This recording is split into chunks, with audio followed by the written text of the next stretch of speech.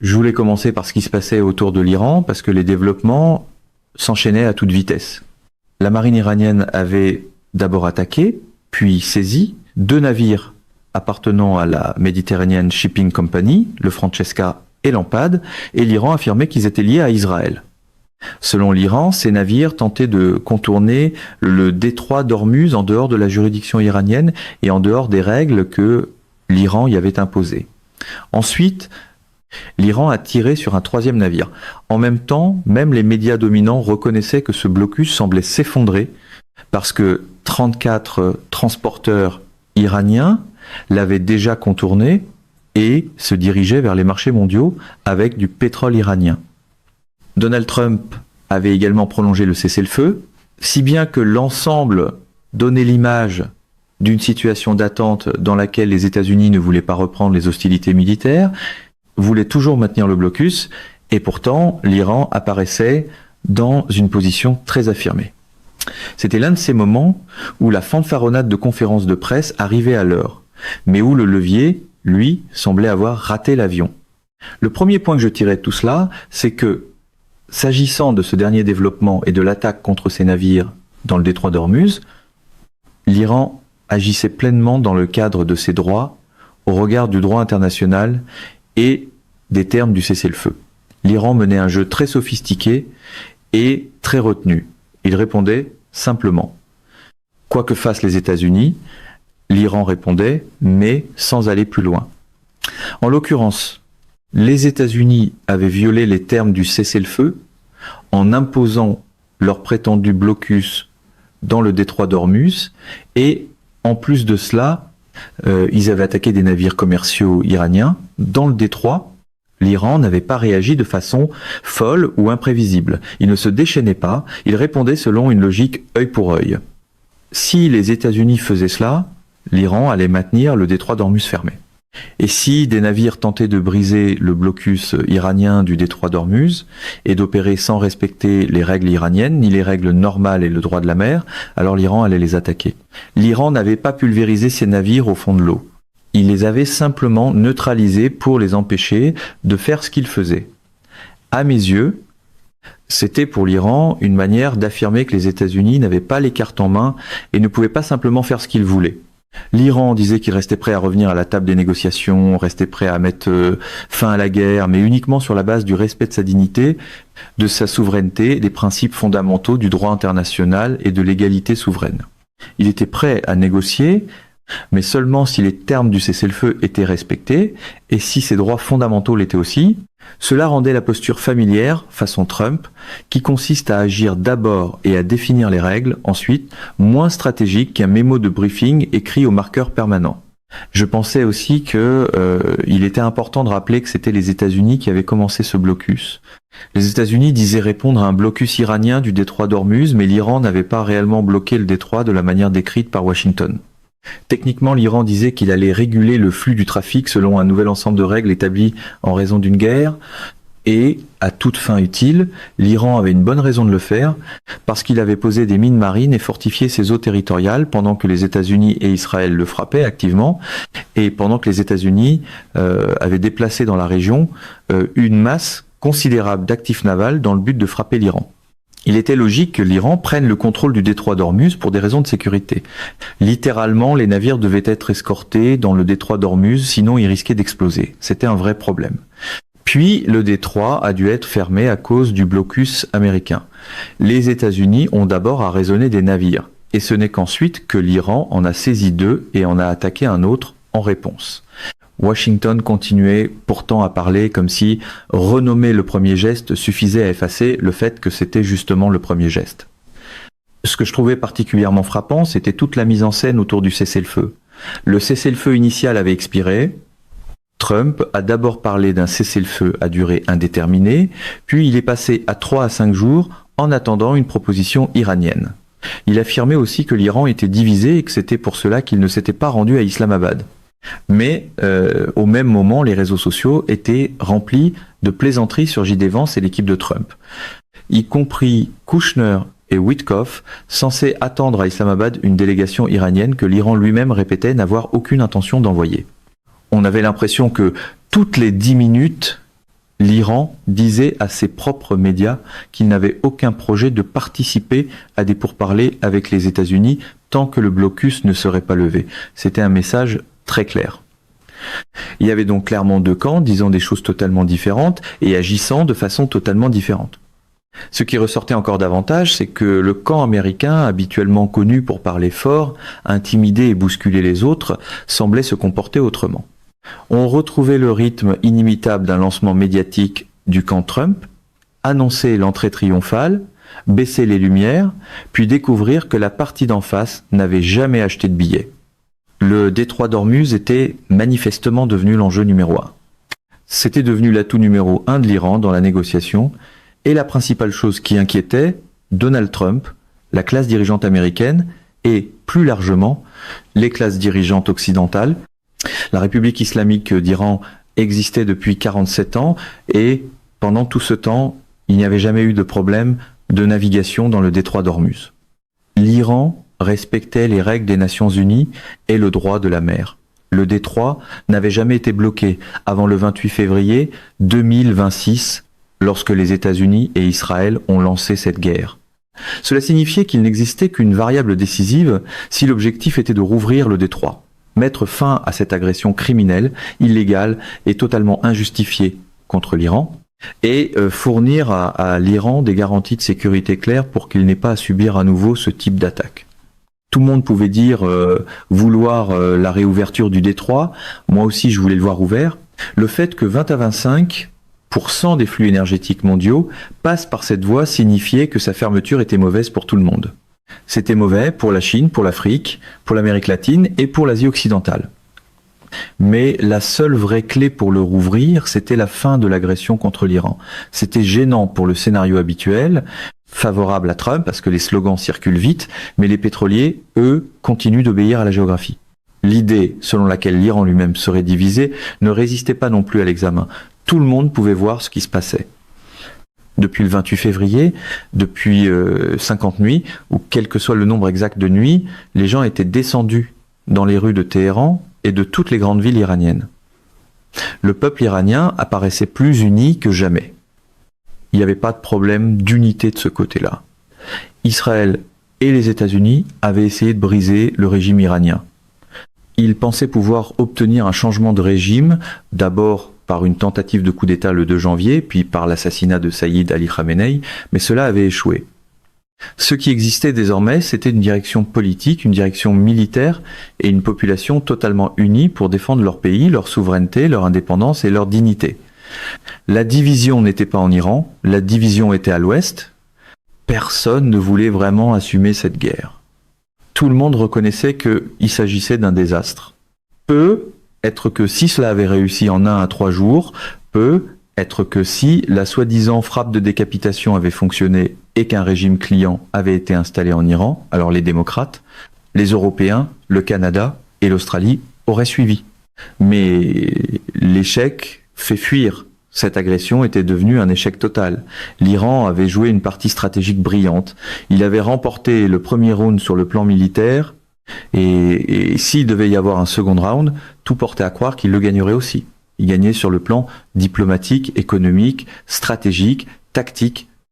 C'est pour cela que le camp américain semblait chercher désespérément une porte de sortie qui ne ferait pas apparaître l'échec comme aussi désastreux qu'il l'était réellement. Tout le spectacle autour de J.D. Vance, qu'il parte ou non pour Islamabad, qu'il soit destiné à s'y retrouver seul pendant qu'Arakchi et les autres ne viendraient jamais, tout cela reflétait la désunion du côté occidental, du côté américain, du côté israélien. L'Iran, lui, paraissait uni.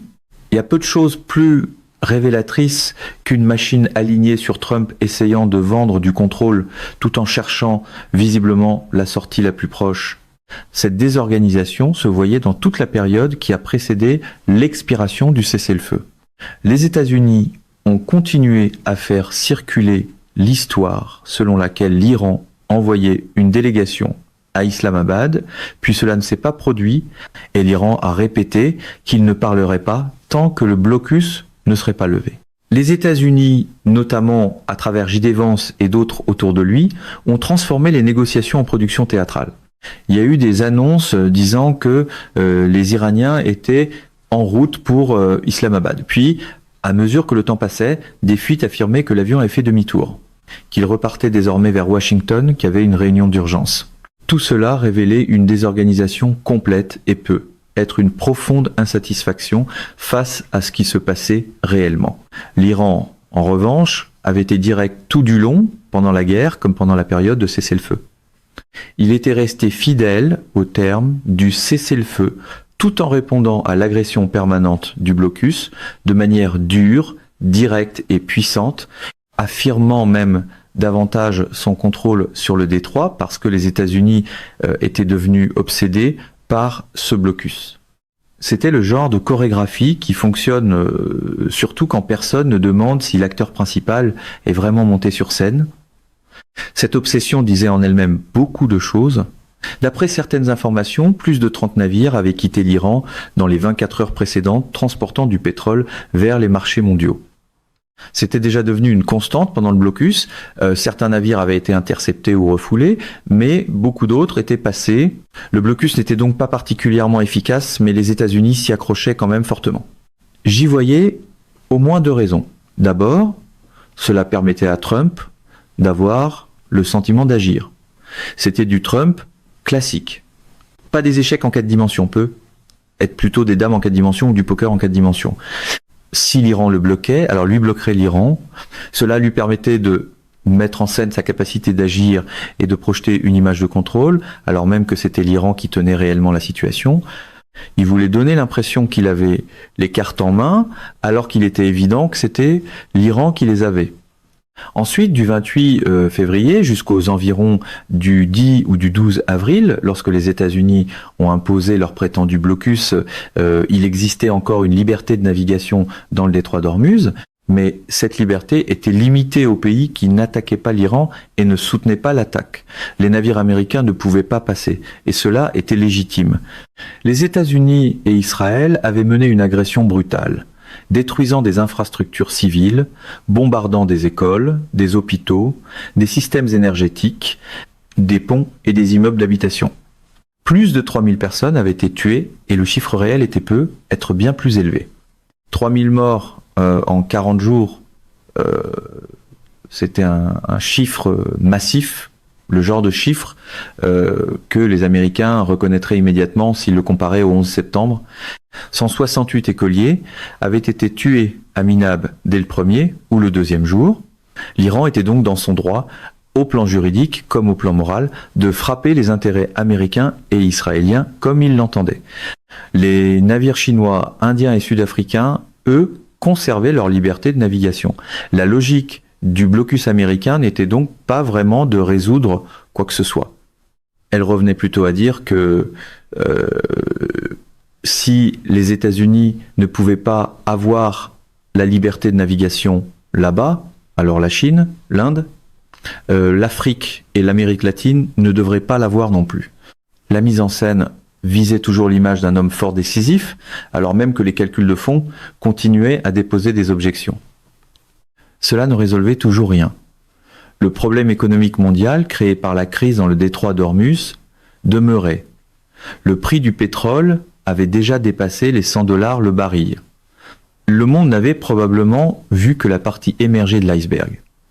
Même si le détroit rouvrait demain, les répliques duraient des mois dans les systèmes alimentaires, les systèmes énergétiques, l'industrie, les produits chimiques, les services et au-delà. À un certain point, le pétrole devient tellement cher que le coût même de l'activité économique devient insoutenable. Même la bulle de l'intelligence artificielle pourrait éclater si les centres de données ne pouvaient plus payer les volumes énormes d'énergie qu'ils consomment. Trump pouvait donc croire qu'il paraissait habile, mais en réalité, il aggravait une crise économique déjà là et probablement appelée à empirer. C'était une position intenable et tôt ou tard, il devrait revenir à la table des négociations, la queue entre les jambes. Le slogan pouvait toujours être amélioré, mais la facture énergétique, elle, restait obstinément imperméable à la persuasion. C'est exactement ce qui semblait se produire. Même Axios, qu'il faut lire avec prudence parce qu'il fonctionne comme un relais des services de renseignement, rapportait que malgré le glissement de Trump d'un cessez-le-feu à durée indéterminé vers un ultimatum de 3 à 5 jours pour que l'Iran soumette une nouvelle proposition de paix, malgré ces déclarations selon lesquelles des négociations pouvaient commencer dans 1 ou 2 jours et qu'un accord pourrait émerger en 36 à 72 heures, et malgré toutes les menaces affirmant que les États-Unis pourraient bombarder de nouveau si l'Iran ne se pliait pas à leurs exigences, Washington ne voulait en réalité en aucun cas d'une reprise des hostilités militaires. L'une des principales raisons semblait être l'ampleur même de la consommation de munitions américaines au cours de ces seules semaines de guerre. Le Center for Strategic and International Studies, en s'appuyant sur des données du Pentagone, rapportait que les États-Unis avaient utilisé 45% de leurs missiles de frappe de précision, 50% de leurs intercepteurs THAAD, 50% de leurs missiles de défense aérienne Patriot, au moins 30% de leur stock de Tomahawk et au moins 20% de leurs JASSM et autres munitions à longue portée. Ces chiffres étaient peu, être même prudents, parce que les États-Unis ne révèlent jamais l'ampleur réelle de leur stock. Mais même en restant prudents, c'était énorme. 5 ou 6 semaines d'hostilité active contre l'Iran avaient consommé une quantité stupéfiante de capacités militaires. Reprendre la guerre dans ces conditions ressemblait à un pari majeur que les États-Unis ne voulaient pas prendre. C'est généralement le moment où le camp Trump redécouvre l'art ancien de paraître triomphant tout en reculant soigneusement devant sa propre échéance. Ce que ces chiffres me disaient, c'est que les États-Unis n'étaient pas du tout en bonne position pour relancer la guerre. S'ils avaient utilisé 50% de leurs intercepteurs en 40 jours, alors pouvaient-ils tenir 40 jours de plus? Mais rien n'indiquait que l'Iran aurait besoin de s'arrêter après 40 jours supplémentaires. Entre-temps, l'Iran avait utilisé ces 2 dernières semaines pour reconstruire son infrastructure de défense, et les drones et missiles iraniens étaient bon marché, rapides et faciles à produire. À l'inverse, il faudrait des années aux États-Unis pour reconstituer leur stock d'intercepteurs et remettre sur pied leur système de défense aérienne. Le fait d'avoir brûlé la moitié de leur système THAAD, qui sont censés être les défenses antimissiles les plus avancées du monde, était particulièrement grave, parce que ces systèmes avaient été développés dans le cadre plus large de la campagne destinée à contenir et encercler la Chine. Ils étaient installés en Corée du Sud, au Japon et à Guam, dans le cadre de la logique des premières et deuxièmes chaînes d'îles, et de la préparation d'une future guerre ouverte contre la Chine. Si les États-Unis avaient déjà consommé une part aussi importante de cette capacité, alors ils avaient sérieusement affaibli leur aptitude à projeter leur puissance en Asie de l'Est, qui constitue l'un des fondements de leur stratégie mondiale pour les 10 ou 20 prochaines années. Dans le même temps, l'Iran disposait encore de plusieurs options d'escalade qu'il n'avait même pas utilisées. Il y avait des systèmes d'armes qu'il n'avait pas encore déployés. Il restait encore des infrastructures énergétiques dans le Golfe Persique que l'Iran pourrait facilement frapper et frapperait presque certainement si ses propres infrastructures énergétiques subissaient de nouvelles attaques. Si ces champs pétroliers et gaziers étaient de nouveau frappés, il pourrait riposter contre les infrastructures restantes des États du Golfe.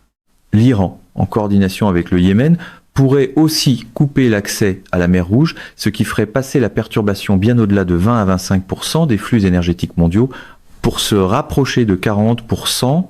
Cela reviendrait à couper l'Arabie Saoudite, les Émirats Arabes Unis et Bahreïn de toute activité économique normale. Dans ce scénario, les économies des pays du Golfe s'enliseraient, l'infrastructure militaire américaine dans le Golfe pourrait être démantelée et les capacités plus larges de projection de puissance de l'Amérique, en particulier en Asie de l'Est, seraient gravement compromises. C'était un résultat intolérable du point de vue de Washington. Et une fois ces options épuisées, la seule voie qui resterait aux États-Unis serait une invasion terrestre, ce qui serait un désastre absolu. L'Iran comptait 93 millions d'habitants, et ces 93 millions étaient prêts à défendre leur pays. Une invasion terrestre produirait vraisemblablement une défaite encore pire que le Vietnam. Pour un mouvement qui préfère les images de victoire avant même la bataille, ce genre d'arithmétique est profondément impoli. C'est pour cela que je revenais sans cesse aux implications plus larges de ces développements.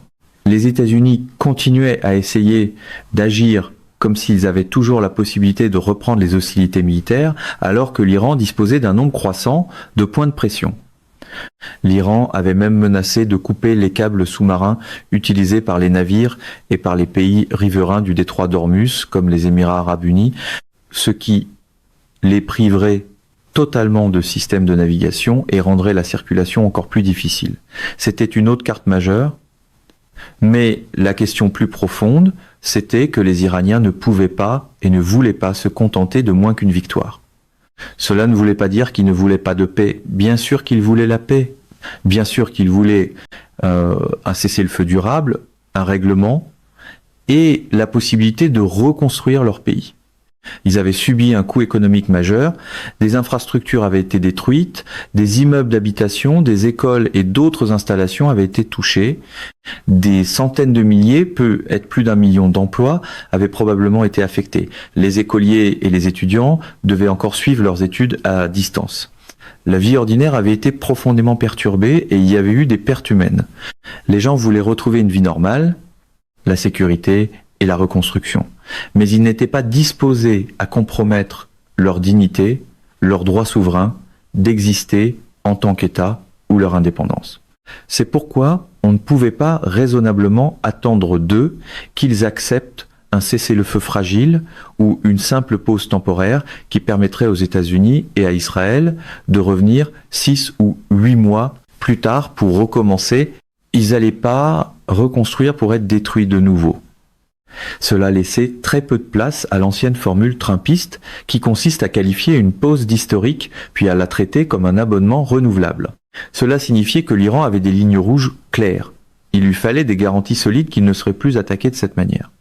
Il lui fallait que les États-Unis retirent ou au moins perdent la capacité de maintenir leur infrastructure militaire dans le Golfe Persique, y compris les bases et systèmes d'armes à Bahreïn, en Arabie Saoudite, aux Émirats arabes unis, en Jordanie, au Qatar et ailleurs. Il fallait aussi une forme de garantie internationale, que ce soit par l'intermédiaire des Nations Unies, de l'Organisation de coopération de Shanghai ou en coopération avec la Russie ou la Chine. L'Iran aurait aussi besoin de réparations. Il lui faudrait savoir qui peut garder le contrôle du détroit d'Ormuz. Il lui faudrait aussi des garanties concernant le Liban et le peuple palestinien. Il n'existait pas de compromis réel sur ces points, parce que l'Iran détenait les cartes, il se trouvait en position de dicter les termes d'un cessez-le-feu durable. Le vrai problème n'était pas ce que voulait l'Iran, mais de savoir si Trump, J.D. Vance, Witkoff et Kushner pouvaient emballer ces gains iraniens d'une manière qui les ferait passer pour une victoire américaine. S'ils pouvaient vendre cette illusion aux plus crédules, alors peut être que la guerre pourrait s'arrêter pendant que l'Iran préserverait son indépendance, se reconstruirait avec des réparations et verrait s'ouvrir une voie au Liban, à Gaza et en Cisjordanie. Mais la position de l'Iran, elle, ne paraissait pas négociable. Il est difficile de vendre une retraite comme un coup de maître, à moins que le public accepte d'avance de ne pas regarder la carte. Si toutes ces conditions étaient réellement remplies dans un vrai traité, dans un accord authentique reconnu internationalement, alors je pouvais imaginer que l'Iran accepterait de rouvrir le détroit tout en conservant l'infrastructure et la capacité de réaffirmer son contrôle plus tard si nécessaire. Il n'aurait peut-être plus besoin d'escorter chaque navire, mais je pensais aussi que l'Iran comprenait parfaitement que les États-Unis ne satisferaient probablement pas toutes, ou peu, être même aucune, de ces conditions. C'est pour cela que le maintien d'un contrôle ferme sur le détroit d'Ormuz, qui reste au large des frontières iraniennes et à sa portée, quels que soient les débats sur les voies maritimes internationales, était devenu une source de pression si puissante et constante. L'Iran pouvait rendre le coût du refus de ses exigences extrêmement élevé et maintenir ce coût à un niveau élevé dans la durée. Cela donnait le sentiment d'un basculement majeur du statu quo. Même si l'Iran revenait à quelque chose ressemblant à la situation d'avant-guerre, je ne pensais pas qu'il renoncerait de bon gré à sa capacité de reprendre instantanément le contrôle du trafic dans le détroit chaque fois que les États-Unis escaladeraient à nouveau. On avait le sentiment qu'un nouvel ordre régional était en train d'émerger. c'était une mauvaise nouvelle pour toute fantaisie alignée sur Trump qui voudrait faire croire qu'un micro plus puissant peut remplacer un règlement durable. Plus cela durait, et plus les États-Unis resteraient belliqueux, plus l'accord final serait mauvais pour Washington. De manière réaliste, je pensais que une structure d'accord du type du Joint Comprehensive Plan of Action, le plan d'action global commun, restait la plus plausible. L'Iran pourrait accepter des limites sur l'enrichissement de l'uranium, une surveillance par l'Agence internationale de l'énergie atomique, un enrichissement limité à certains niveaux et volumes, et peut être certaines limites dans le temps. L'Iran pourrait être disposé à revenir à un arrangement raisonnable de ce genre. Mais les termes seraient désormais bien plus favorables à l'Iran qu'auparavant, et tout accord nucléaire devrait être combiné aux garanties de sécurité déjà décrites. En d'autres termes, tout accord disponible maintenant serait déjà pire pour les États-Unis que le Joint Comprehensive Plan of Action que Trump a abandonné en 2018. Et plus la guerre durerait, plus les conditions se durciraient et moins l'Iran serait disposé à faire des compromis. Quitter l'ancien accord, puis se plaindre du prix du nouveau, c'était de l'économie version Trump à l'état pur, casser le thermostat, puis organiser un meeting sur la météo. La logique de Clausewitz s'appliquait ici aussi, rien ne peut être gagné à la table des négociations qui n'ait d'abord été gagné sur le champ de bataille. L'Iran avait déjà remporté l'essentiel sur le champ de bataille. Avec le temps, ce déséquilibre était appelé à s'accentuer parce que les États-Unis continueraient à épuiser leur système d'interception et leur stock de missiles avancés, tandis que les options d'escalade iranienne resteraient ouvertes, que les infrastructures énergétiques du Golfe Persique resteraient exposées et que davantage de cibles militaires en Israël pourraient être frappées. Si les États-Unis étaient intelligents, ils chercheraient immédiatement un accord et accepteraient le cadre de base que l'Iran avait déjà posé dans son plan en 10 points. Les parallèles avec la Russie et l'Ukraine étaient difficiles à ignorer. Tout le monde pouvait voir ce qu'était devenu la situation sur le champ de bataille là, bas. La Russie créait des faits sur le terrain depuis des années. L'Ukraine, les États-Unis et l'Europe pouvaient ne pas vouloir négocier. Mais chaque jour de retard ne faisait qu'aggraver pour eux les termes finaux. Ils prolongeaient l'inévitable et, ce faisant, l'aggravaient. Cela ressemblait beaucoup à ce qui se passait dans le Golfe Persique. Tout esprit sain ou même vaguement rationnel à Washington aurait donc dû chercher à obtenir immédiatement un accord au lieu de fantasmer sur le fait qu'envoyer un autre porte-avions, y compris le George W. Bush, aux côtés du Ford et de l'Abraham Lincoln, reviendrait d'une manière ou d'une autre à un échec et mat. Cela ne donnait pas une image de force, quand les États-Unis avaient dû jeter toutes les armes disponibles contre l'Iran pour se retrouver malgré tout dans cette position. Les États-Unis ont l'habitude de bombarder, renverser et détruire des pays sans subir de conséquences significatives.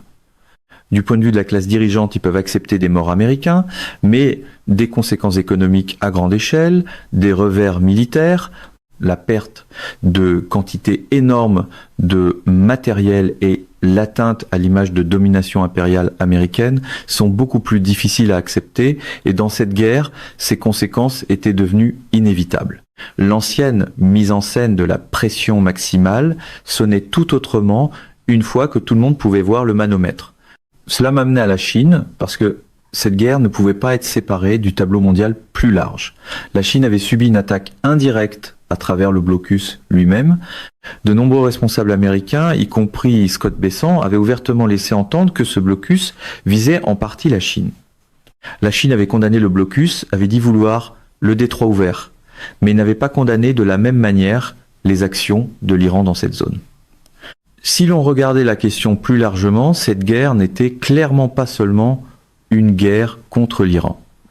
Si elle n'avait été qu'une tentative de renverser un gouvernement que Washington n'aimait pas, cela aurait pu être tenté à n'importe quel moment des 47 dernières années, et plutôt aurait sans doute offert de meilleures chances parce que l'Iran aurait été moins préparé. Mais Washington avait choisi ce moment parce que cette guerre s'inscrivait dans une stratégie régionale et mondiale plus large. Sur le plan régional, elle croisait directement la question palestinienne. Depuis 47 ans, l'Iran était le principal soutien étatique de l'indépendance palestinienne, de la souveraineté palestinienne et de la résistance palestinienne, non seulement en termes diplomatiques, mais aussi par les armes, la logistique, la formation et l'argent. L'Iran avait été crucial pour maintenir en vie la lutte palestinienne contre l'apartheid, l'occupation et le génocide. À l'échelle mondiale, la guerre s'inscrivait aussi dans la campagne plus large contre la multipolarité et surtout contre la Chine. L'Iran entretient des liens diplomatiques et économiques extrêmement forts avec la Chine. Il est un acteur majeur des nouvelles routes de la soie. Il a conclu avec la Chine un accord bilatéral très important d'environ 250 milliards de dollars, fortement centré sur l'énergie. L'Iran fournit du pétrole et du gaz à la Chine. Cela signifie que déstabiliser l'Iran, contrôler la mer Rouge et le détroit d'Ormuz et remplacer le gouvernement iranien par un pouvoir plus docile aiderait aussi les États-Unis dans leurs efforts pour affaiblir, contenir et encercler la Chine. La même logique était visible au Venezuela, où le régime Trump avait enlevé Nicolás Maduro et Cilia Flores le 3 janvier et pris le contrôle des systèmes pétroliers vénézuéliens. Les États-Unis disaient qu'ils n'allaient pas couper les exportations de pétrole vénézuélien vers la Chine, mais cela passait à côté de l'essentiel. Le contrôle crée en lui-même la possibilité de couper le flux plus tard, si on le souhaite. Le même principe s'appliquait à l'Asie occidentale. Si les États-Unis pouvaient dominer les points d'étranglement énergétique entre le Moyen-Orient et l'Asie, alors en cas de future guerre ouverte contre la Chine, ils pourraient tenter d'imposer un blocus énergétique. Cette façon de penser est bien présente dans les cercles stratégiques américains, où beaucoup estiment que les prochaines années pourraient être la dernière fenêtre pour affronter la Chine avant que sa modernisation militaire ne rende cela impossible. Personnellement, je ne pense pas qu'un tel affrontement soit gagnable pour les États-Unis, même aujourd'hui, mais c'est manifestement ainsi qu'il résonne.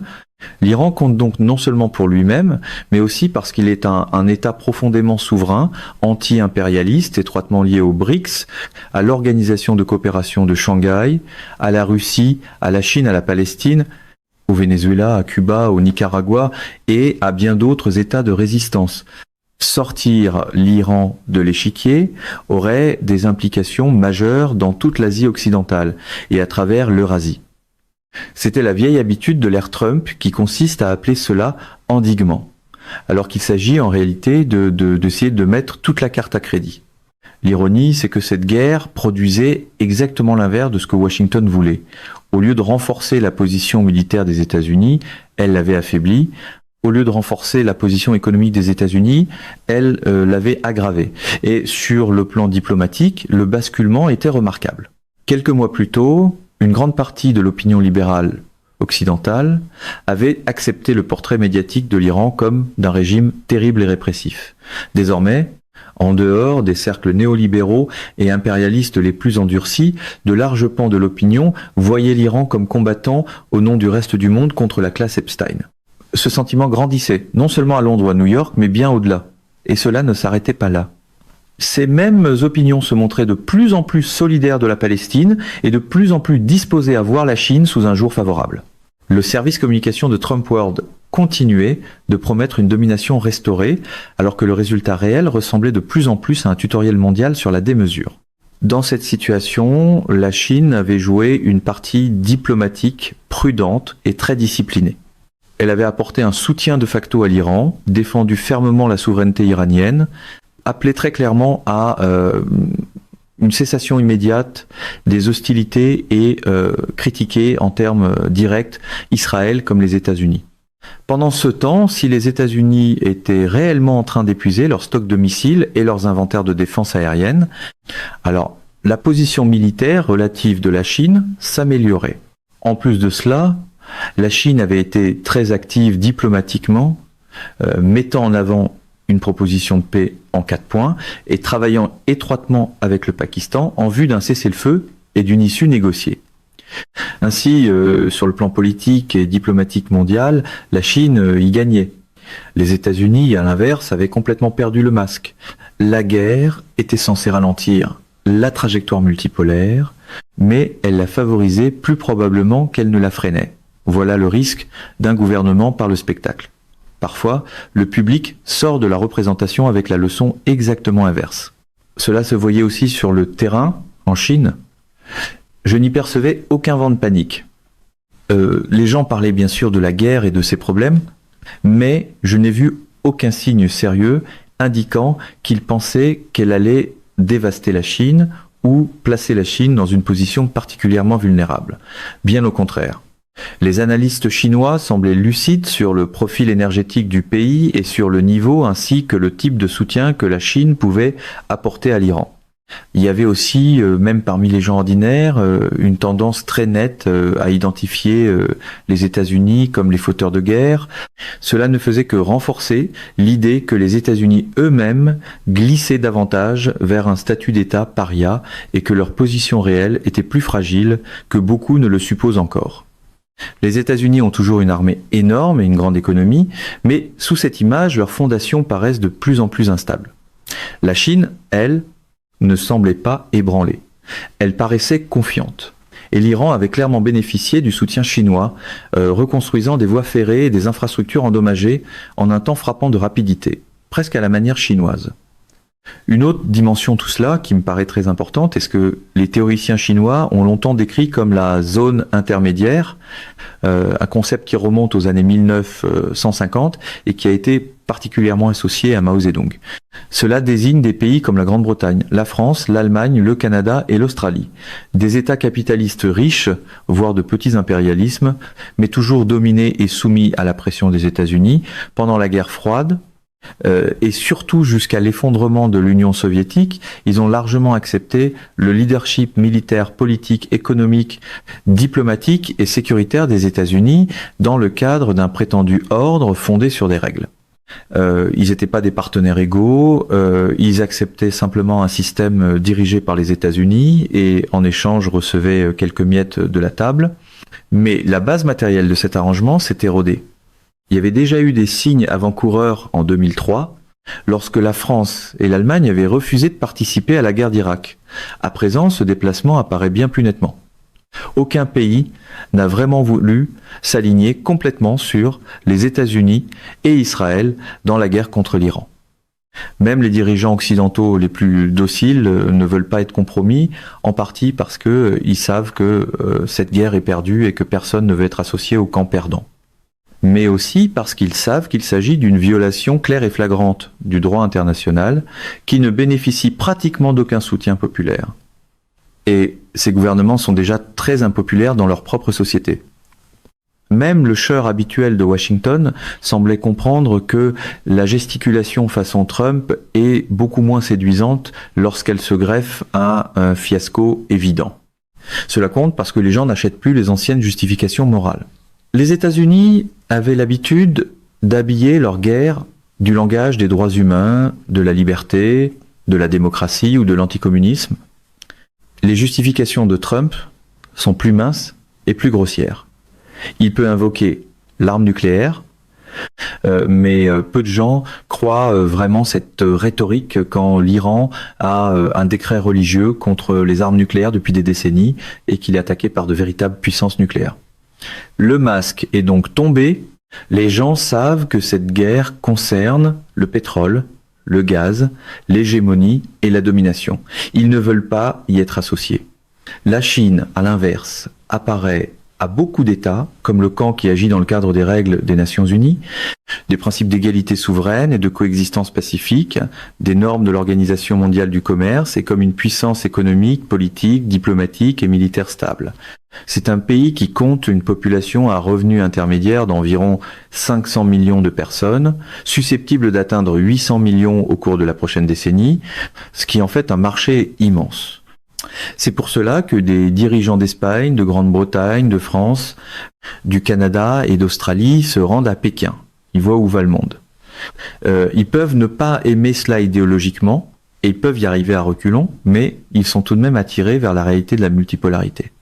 Une fois le masque tombé, le scénario favorable à Trump n'avait plus grand-chose à offrir en dehors du volume sonore, et le volume sonore remplace mal la crédibilité.